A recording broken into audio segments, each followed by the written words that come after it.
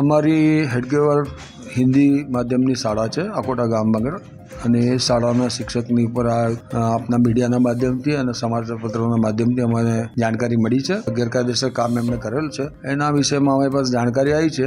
આજે એમના પ્રિન્સિપાલ પાસે અમે એમની જાણકારી બી લીધેલ છે થોડી ઘણી, અને જે જાણકારી અમને મળી છે અમે આયોગમાં ઉપર પહોંચાડીશું અને આયોગ પાસેથી અમે આગળ શું કાર્યવાહી કરવી એના માટેની અમે જાણકારી લઈશું. કયા પ્રકારના પગલાં લેવામાં આવશે જો આમાં આવી કોઈ પણ જાતની ગેરકાયદેસર પ્રવૃત્તિ જ્યારે સાબિત થતી હોય ત્યાર પછી એના પગલાંની નિર્ણય થતા હોય છે, અને જે રીતના એવા પગલાં સરકાર અમને સૂચવશે એ રીતના પગલાં અમે લઈશું આની ઉપર. આની અંદર ફાઇનલ ઓથોરિટી અમે આયોગને જે બી જાણકારી છે અમારા તરફે જેવી જાણકારી અમારે આપવાની છે એની પૂર્તતા કરીશું, અને આમાં કડકમાં કડક પગલાં થાય એના માટેની ચિંતા અમે કરતા રહીએ છીએ. કોઈ પણ જો દોષિત જાહેર થાય તો એને કડકમાં કડક પગલાં આની પાછળ લેવા જોઈએ, જેથી કરીને સમાજમાં એક દાખલો બેસે.